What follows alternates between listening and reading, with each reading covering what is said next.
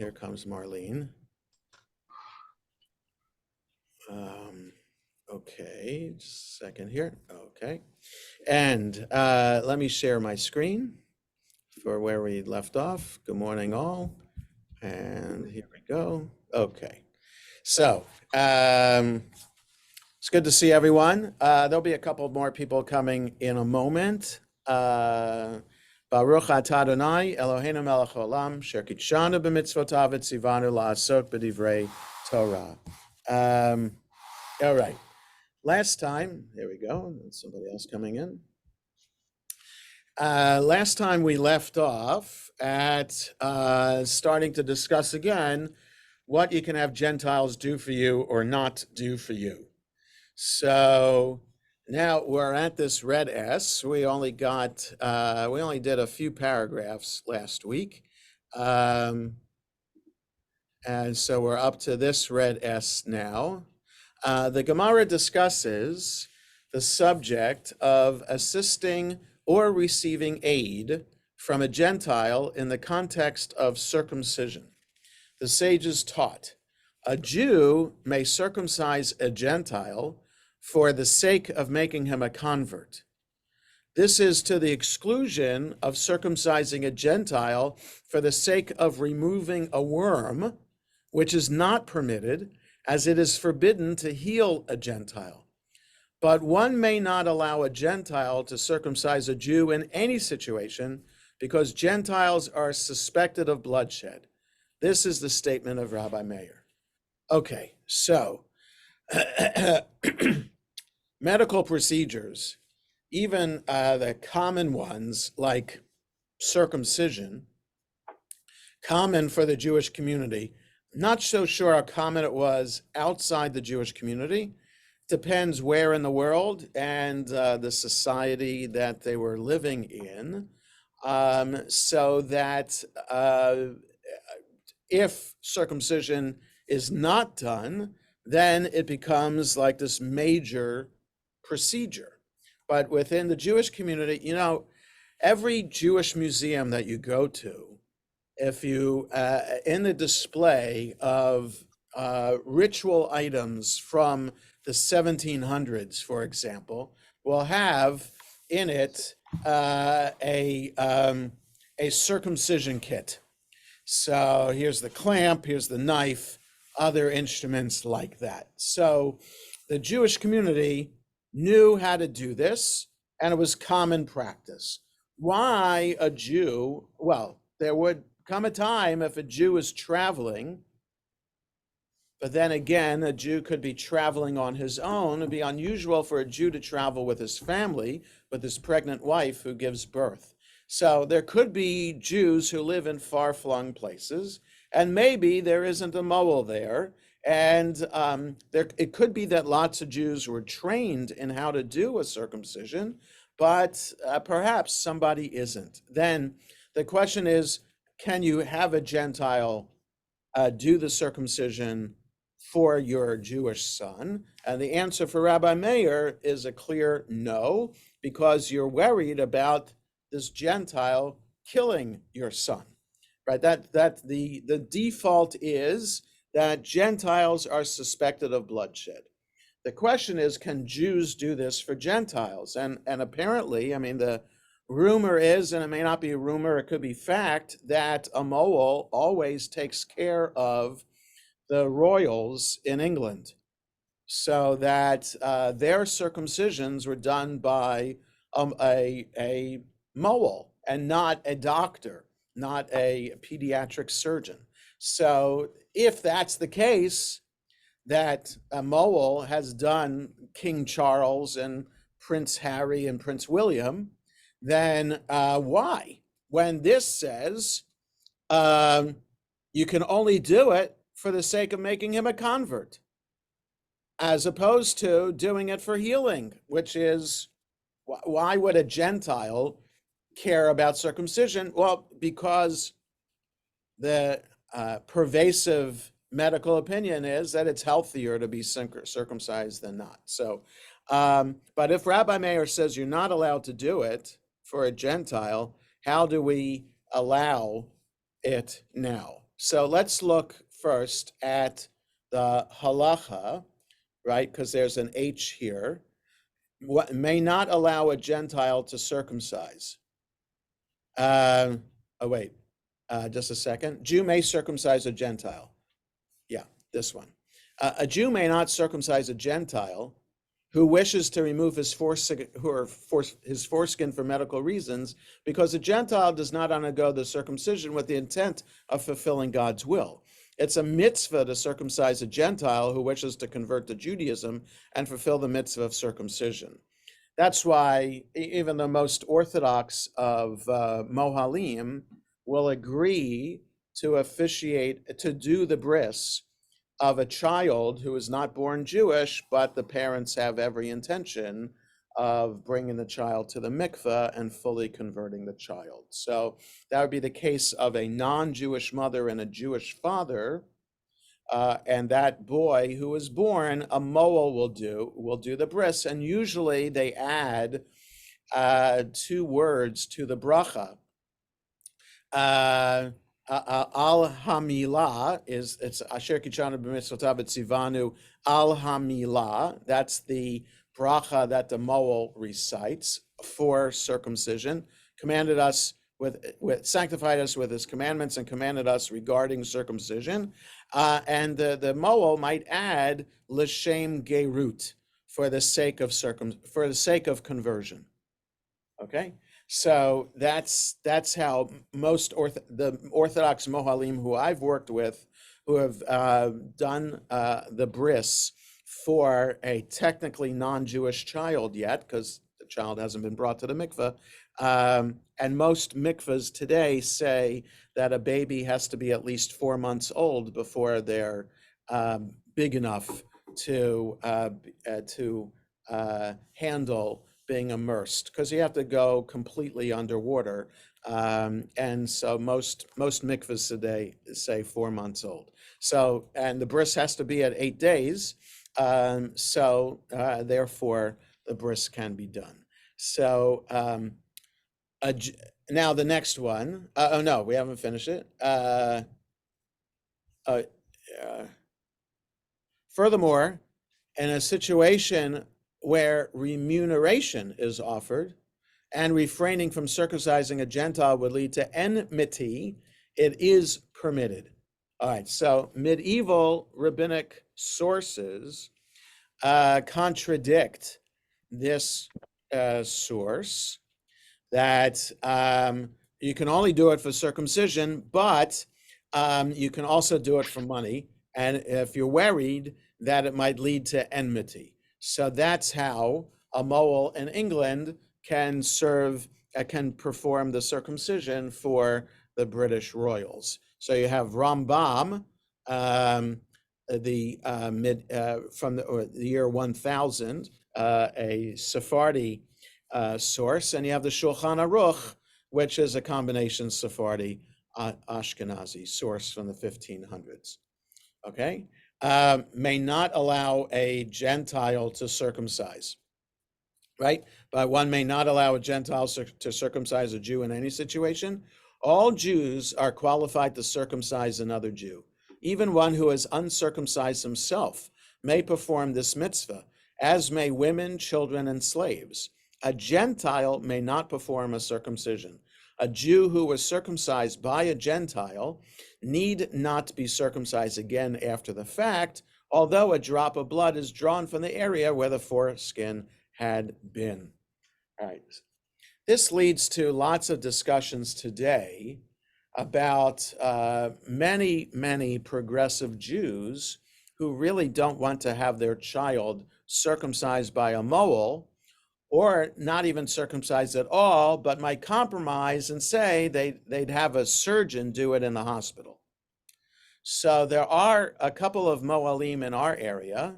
Well, I know one for sure, who's still practicing today, a Jewish woman who is I don't know what kind of medical doctor she was, Dr. April Rubin.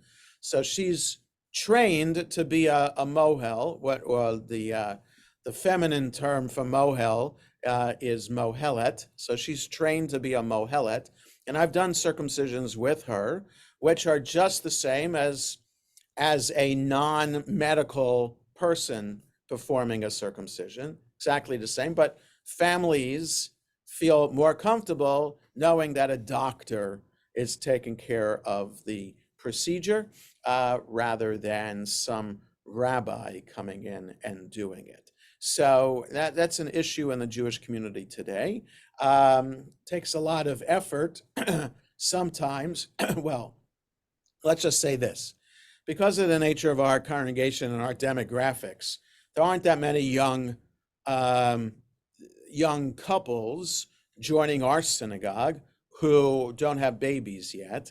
So I haven't been in conversation a lot with couples this age who are about to give birth. And those that I have been in touch with have already are predisposed to have a mohel perform the circumcision. So, but I'm just saying that I know from what I read from Forward and other Jewish online sources that this is an issue in America today.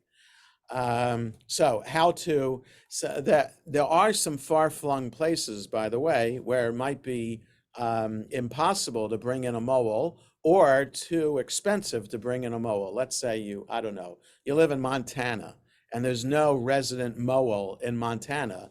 Where's the closest mohel coming from? Maybe Denver, maybe Chicago, maybe Los Angeles. All right, so you can imagine that's an expensive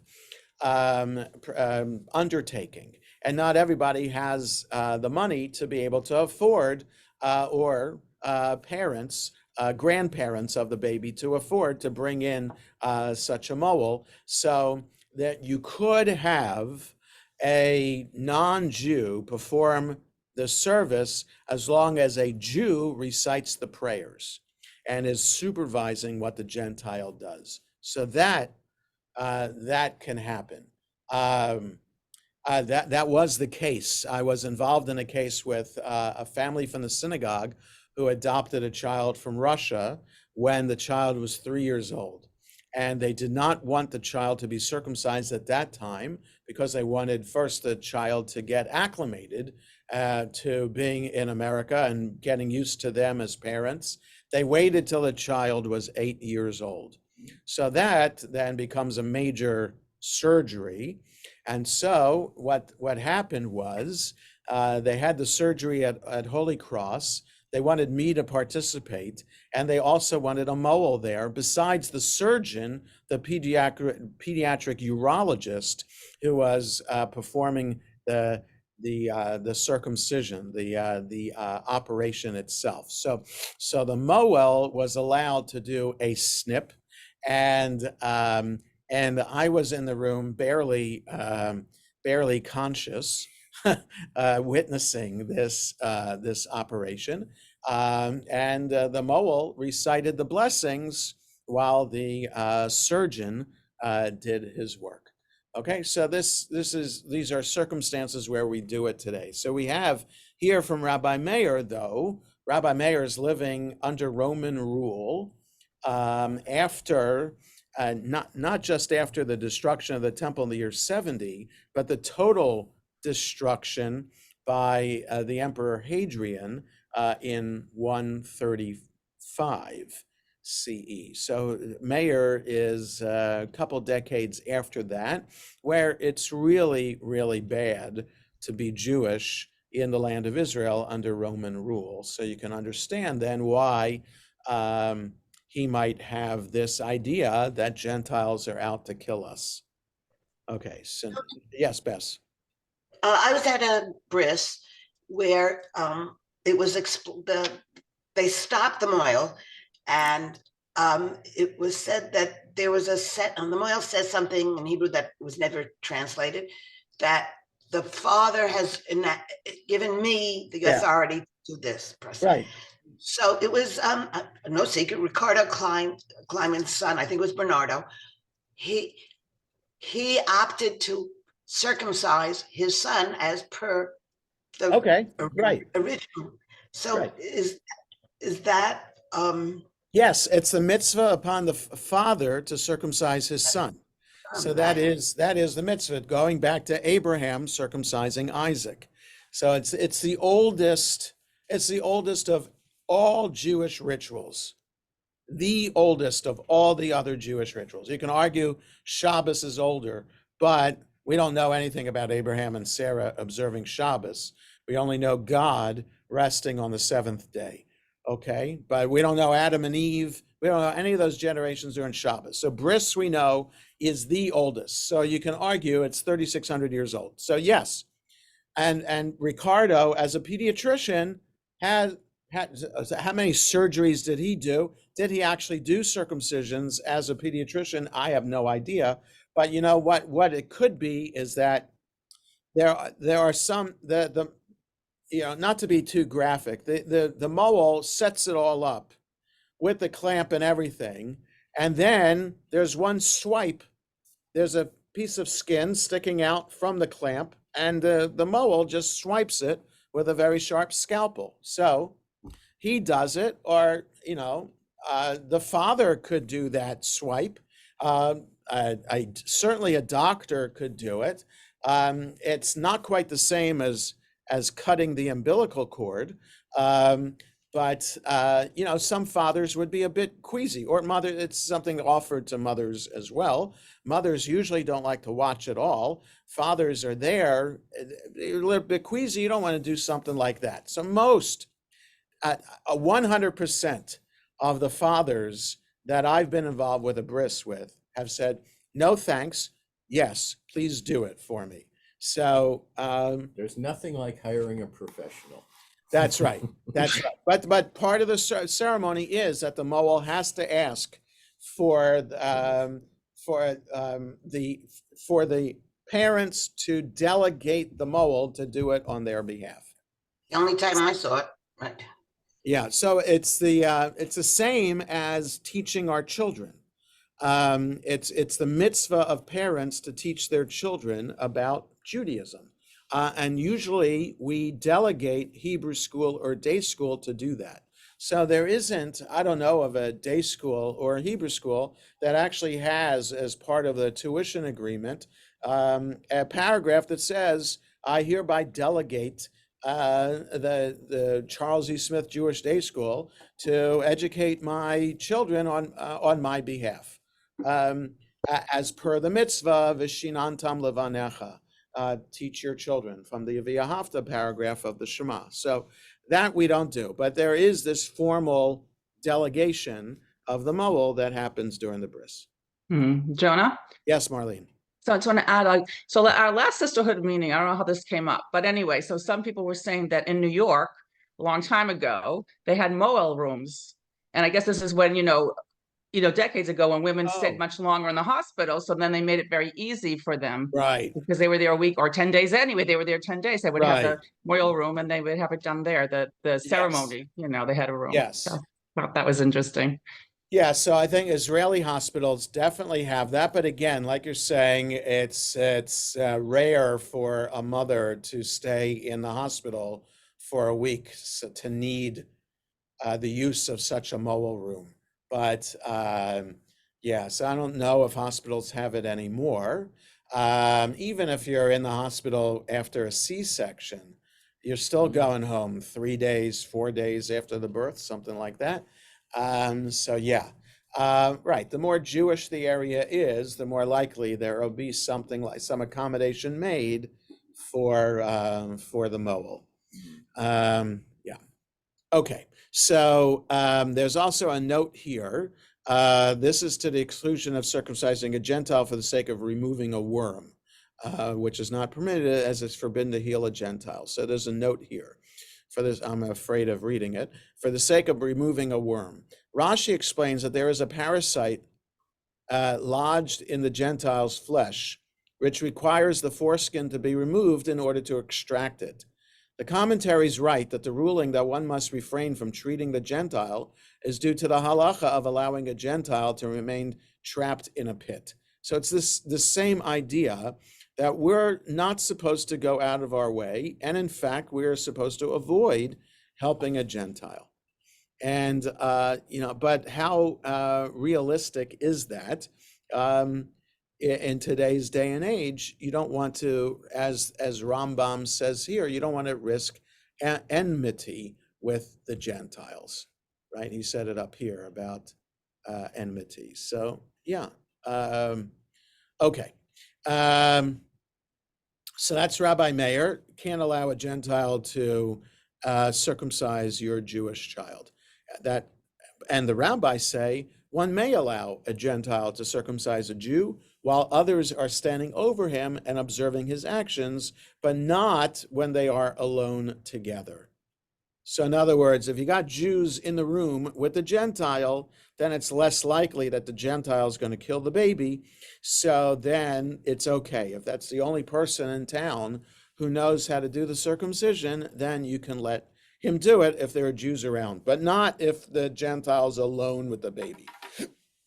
And Rabbi Meir says, even where others are standing over him, it's also not permitted, as there are times when a Gentile might tilt the knife and render the Jew one whose penis has been severed, and he will be unable to father children. So Meir says the Gentile's always going to have some illicit motive, and you can never trust a Gentile, even when Jews are watching him. This was the same argument, by the way, about the midwife, whether you can have a Gentile midwife, which we read several weeks ago. Okay? Yes, Bess? The reason I raised the issue of the father being responsible for doing the circumcision is just this. Wouldn't the men at this time have been familiar with doing a bris? Wouldn't they have done it already? I don't know. I really don't know. Right. So in our day and age, there are people who are trained to be a moel. So this is not the regular training that a Jewish man gets. Right. We don't teach how to be a moel in religious school. No religious school ever taught that. They didn't teach it in rabbinical school. I don't know how to do that. I don't know how to be a shochet. But there were times in Eastern Europe where there were itinerant combination moel, shochet, chazan. So this person was trained not only to slit the throat, but slit something else, and also to be a chazan. And these people went from town to town to lead services and also, help Jewish households have kosher chickens and kosher meat. And now, did they? You couldn't make a living doing just one of them. And you couldn't make a living just being just a moel or just a shochet. You did all that. So that was in Eastern Europe in the late 1800s. Before that, I really don't know how it worked. I mean, there are historical records of such a person who is a combination chazan, moel, shochet. But that's, like I said, in modern times in Eastern Europe. Before that, I don't know who was trained, how the training happened. Like the rabbis of the Talmud, did every single rabbi in the Talmud know how to be a shochet and know how to be a moel? I really don't know. I really don't. Yeah, Michael?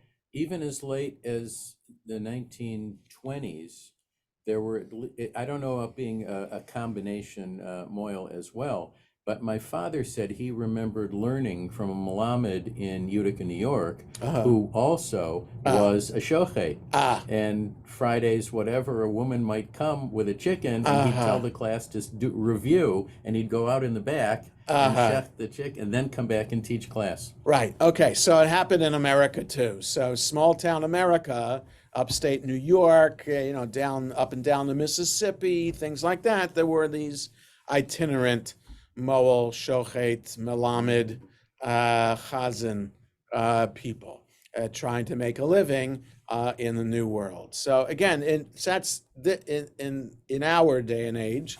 But in the Middle Ages, how did it work? I don't know. I'm not up on the history there. There probably is written history of that, but I'm not familiar with it. You could Google that to see how it was done. But it clearly, even in rabbinic times, not every Jewish man knew how to do this. Okay, so the Gemara asks, but does Rabbi Meir hold that one may not allow a Gentile to circumcise a Jew? And the Gemara raises a contradiction against this claim from the following Baraita. So in other words, is Rabbi Meir's position consistent? So now they're bringing a different Baraita. In a city in which there is no Jewish physician, and in which there is a Samaritan physician and an Aramean, that is a Gentile physician, it is preferable that the Aramean circumcise the Jewish boys of the city and the Samaritan not circumcise him. This is the statement of Rabbi Meir. Right, so why prefer the non-Jew over the Samaritan? Now, just remember, Samaritans are this group of people who act like Jews, but do not accept rabbinic Judaism. So these are before the Karaites. So the book of Ezra talks about the Samaritans and how you're not allowed to marry your child to a Samaritan. So in some sense, Samaritans are worse than Arameans because Samaritans know they're acting Jewish and they're choosing not to be fully Jewish, whereas an Aramean, a non-Jew, is just being a non-Jew. He's not. He hasn't been exposed to Judaism, so that he's making a conscious choice not to be fully Jewish. So for Rabbi Meir, in this context, a non-Jew is allowed to. The Gentile physician is preferable to do the circumcision. So it is preferable the Aramean circumcise here in the note. Since idol worshippers do not circumcise their children, there's no reason to suspect that an Aramean will circumcise a Jewish boy for the sake of idolatry. And the Samaritan not circumcise them, since Samaritans are idol worshippers who also perform circumcisions. It's reasonable to suspect that they might circumcise a Jewish boy for the sake of idolatry. Now, I really don't think Samaritans were idol worshippers.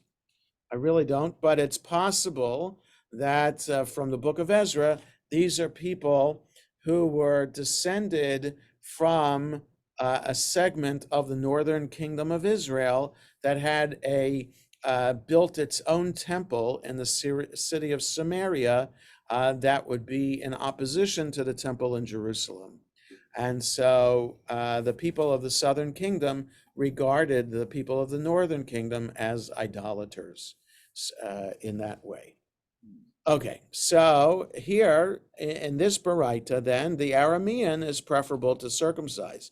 This is a statement of Rabbi Meir. Rabbi Yehuda says it's preferable that the Samaritan circumcise the boys and the Aramean not circumcise them. Rabbi Meir holds that it's preferable for an Aramean Gentile to perform circumcision despite the fact that Samaritans are considered Jewish to a certain extent, right? So Yehuda says better to have some kind of Jew as opposed to a non-Jew. At least the Samaritan is kind of Jewish. Whereas Meir says, no, there's some idolatry with the Samaritans, no idolatry with the Arameans.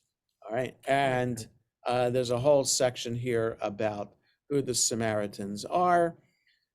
So the name Samaritan in English is from the Aramaic kuti. And Kutim refers to members of the nations, only some of whom were actually from Kuta, who were brought to the land of Israel by the Assyrian kings to replace the Jews who were exiled. These Gentiles settled in Samaria and are therefore also known as Samaritans. It's related in 2 Kings, chapter 17, that they accepted upon themselves some of the strictures of Judaism out of fear of lions that were attacking them. For this reason, they are sometimes referred to as lion converts. Nevertheless, they also did not entirely abandon idolatry. All right, so this is, I don't know if this is actually historically accurate or just the tradition about who they are based on the Bible and rabbinic tradition.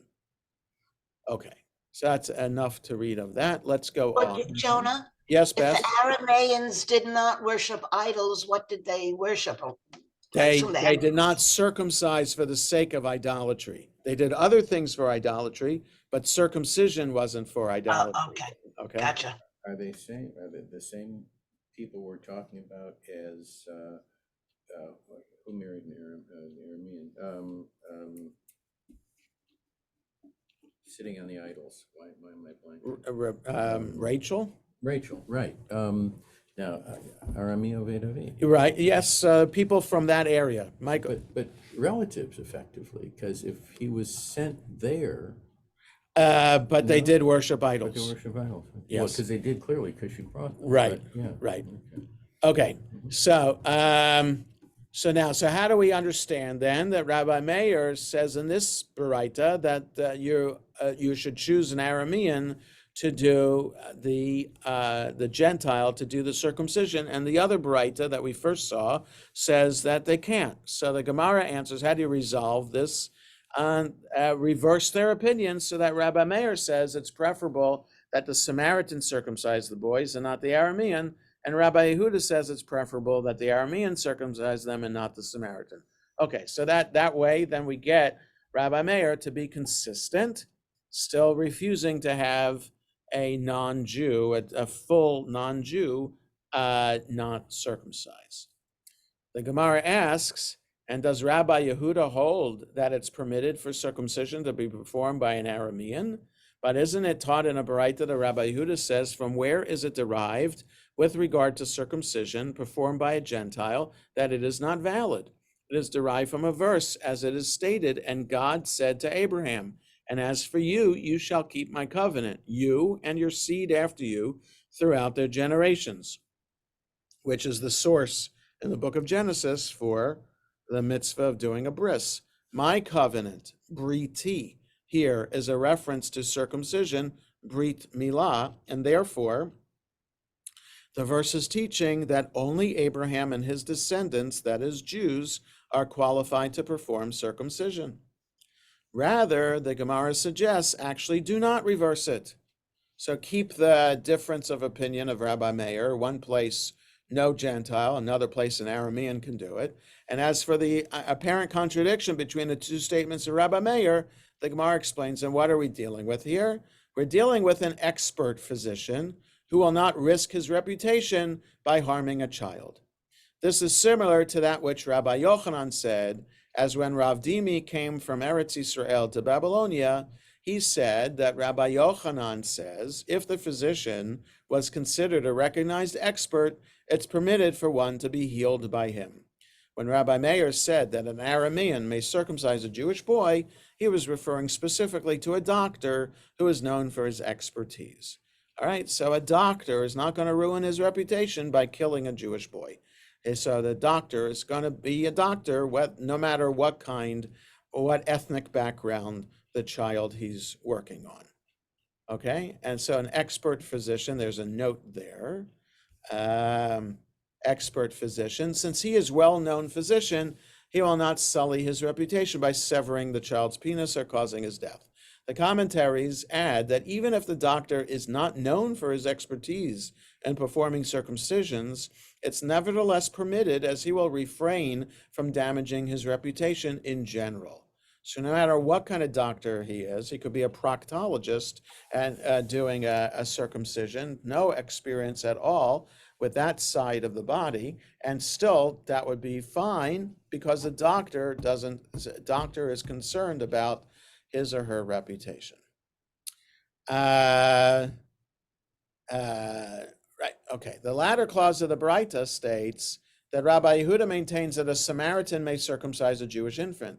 The Gemara asks, and does Rabbi Yehuda actually hold that it's permitted for a Samaritan to perform a circumcision? But isn't it taught in a Baraita, a Jew may circumcise a Samaritan, but a Samaritan may not be allowed to circumcise a Jew because he circumcises him for the sake of Mount Gerizim, which is the place where their worship service is based. So it's kind of like idolatry for the sake of Mount Gerizim. In the Samaritan Pentateuch, so the Samaritan version of the Torah, the designation of Mount Gerizim as the site of the temple is listed as one of the 10 commandments, and the mountain is considered a location of paramount importance. For this reason, it's assumed that any religious act performed by Samaritan is performed for the sake of Mount Gerizim. Okay, so they're doing it not for God, but for Mount Gerizim. That's the statement of Rabbi Yehuda. Rabbi Yossi said to him, and where do we find that the mitzvah circumcision from the Torah must be performed for the sake of fulfilling God's will? Rather, a Samaritan may continue to circumcise Jews until his soul leaves his body, that is, until the Samaritan dies and there's no room for concern. But Rabbi Yehuda explicitly states above that circumcision may not be performed by a Samaritan. So, in other words, Yossi has no um, has no compunction to have a Samaritan perform. Circumcision for the Torah must be performed for the sake of fulfilling God's will. This note, even if circumcision must be performed for the sake of fulfilling God's will, it could nevertheless be effective if performed by a Gentile. This is because a Gentile does not act on his own initiative, but in accordance with the intent of the Jew. In other words, the bracha that the parent says is Asher kichanu b'mitzvotav etzivanu lahachniso bivrito shel Avraham Avinu. So it doesn't matter who performs the circumcision. If the parent says that, who sanctified us with commandments and commanded us to enter him, that is this child, into the covenant of Abraham.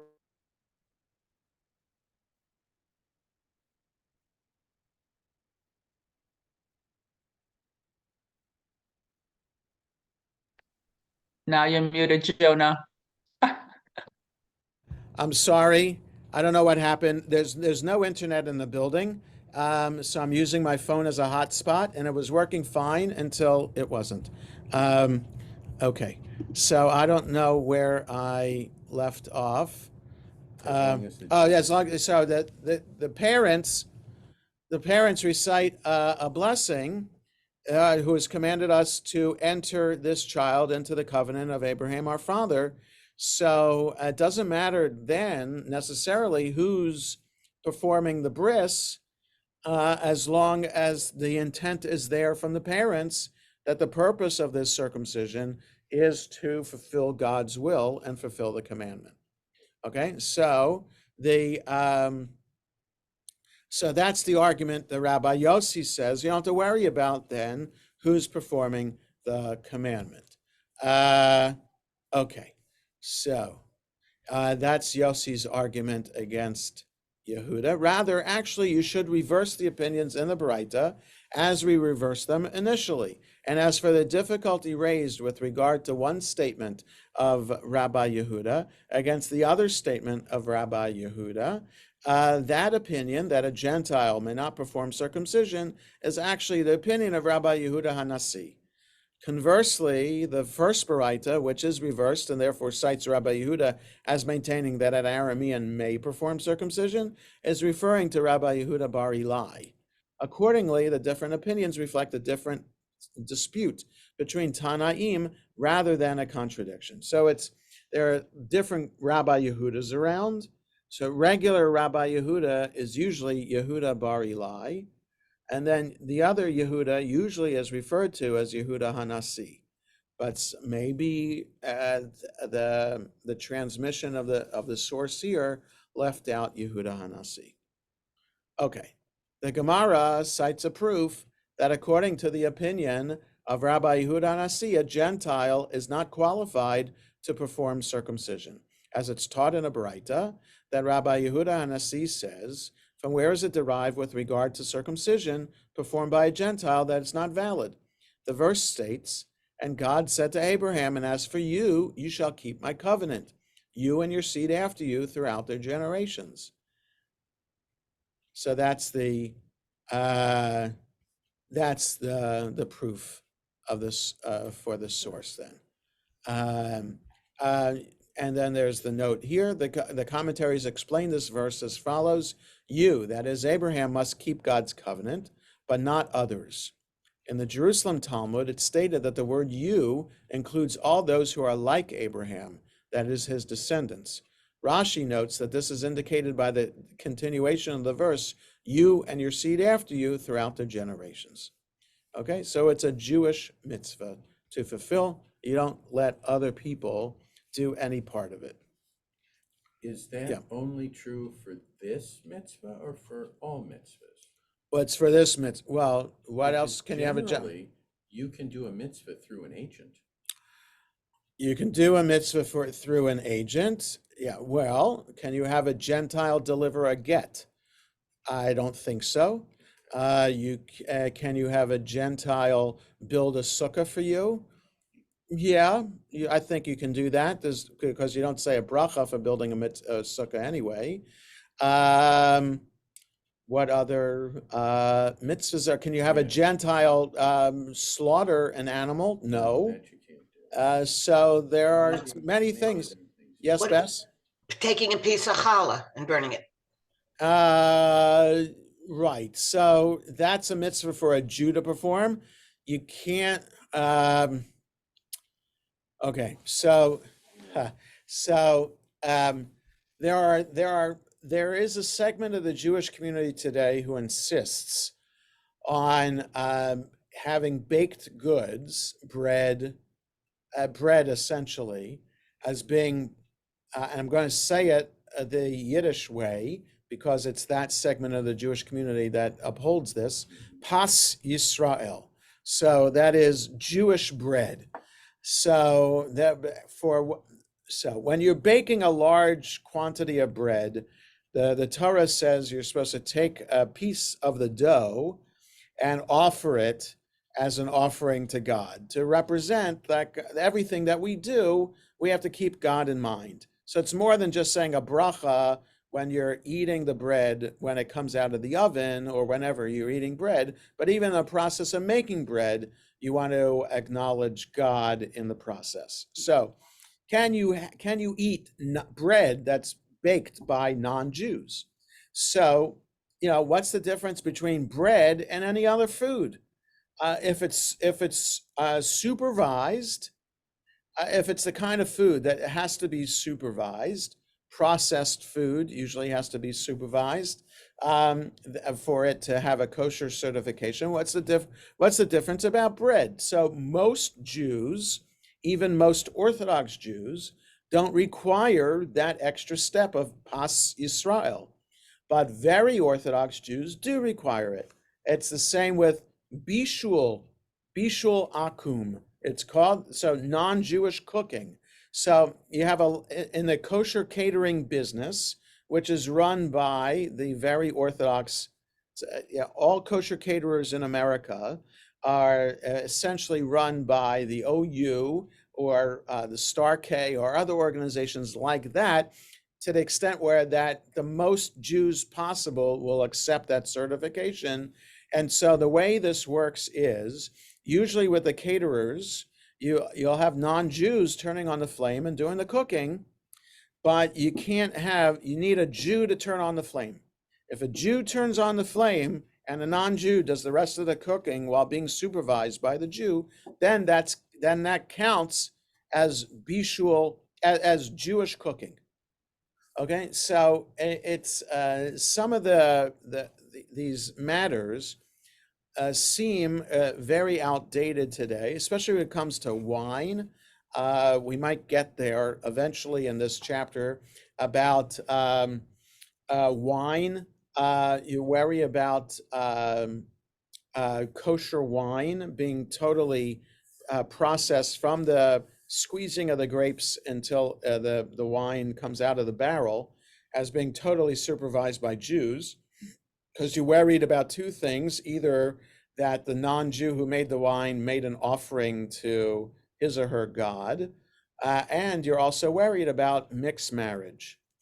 So if a non-Jew serves you wine, you can't allow a non-Jew to serve you wine because it might lead to mixed marriage. So that's another issue with kosher caterers today, that they insist that the wine served is technically not wine. So that is the wine, a lot of kosher wine will say in the Hebrew on it, sometimes it'll say it with English letters, mevushal.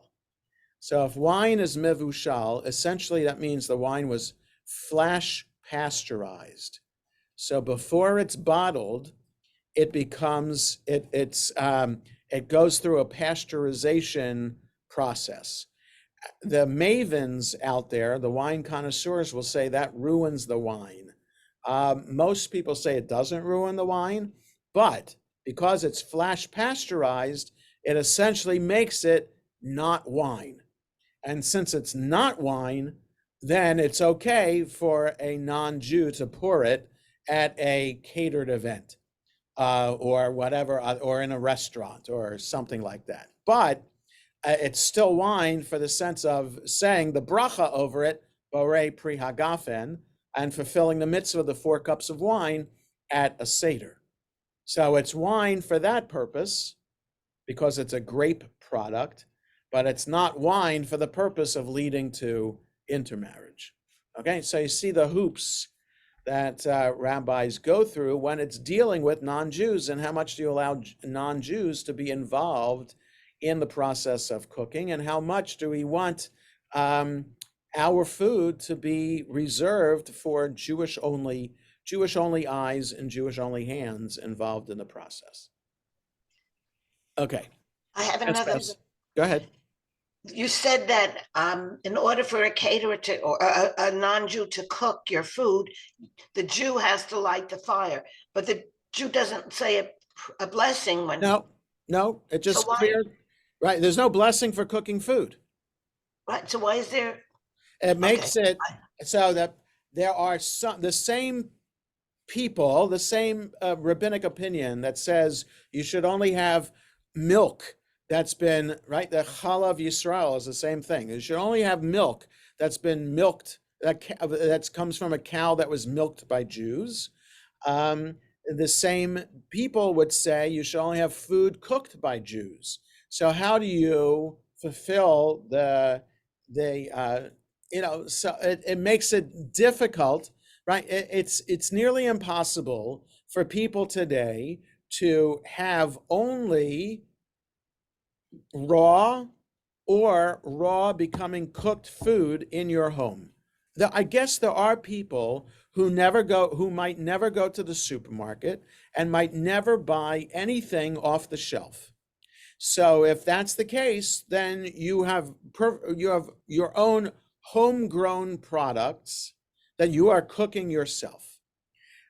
Since that's not the case anymore, most people go to the supermarket to buy processed food. Then the question is, for the very Orthodox, how do you maintain your very Orthodox idea that food that you consume has been totally processed, baked, supervised by a Jew the whole time? So only the very, very ultra-Orthodox can maintain that idea, right? I mean, you could, I'm thinking about pasta. I don't think, there are lots of these companies out there that in the ultra Orthodox world, if you're in New York, there's Geffen, there's Lieber's, and you can buy Geffen tuna fish, Lieber's marinara sauce, but I don't know if there's a pasta brand that is one of these brands too. Fiber Gourmet. I don't know. I mean, like pasta. Fiber Gourmet is kosher. Yeah, I know, but a Jewish owned company like this, like Manischewitz makes egg noodles, right? But the other spaghetti, I don't know if Manischewitz makes spaghetti. So I'm talking about is a Jewish owned company that makes food, so that no matter what you buy, it's a Jewish owned company that does it. So it's hard to do even in our day and in Israel. It's not hard to do, but in outside of Israel, it's hard to do. So then what compromise are you making with the food that you're buying? And so there are some who would not be willing to compromise when it comes to bread, when it comes to milk, and when it comes to wine. And therefore, since this segment is large enough, the kosher catering industry follows that branch of. It's like glatt kosher too when it comes to slaughter. The common denominator becomes the highest standard you have to reach, as opposed to the lower standard that's still kosher. Okay, it's 10:20 and we've arrived at a red S. So let's stop here for today. Next Sunday is President's Weekend. So there's no Hebrew school, but I also I'm going to be away next Sunday for my grandson's Pidyon Haben. So there will be no class next Sunday, but we will have class the following Sunday and for a couple more Sundays in a row. Probably, I think, all in a row until Purim. Purim is Sunday, March 24th. So we won't have class then. But I think from February 25th until then, we'll have an unusual occurrence of many classes in a row. God willing, there won't be a funeral. Okay. Have a good rest of the day, everybody. And sorry about the internet failure. And be well. Good luck, everyone. Yeah, good luck. Thank you. Bye-bye. Thank you.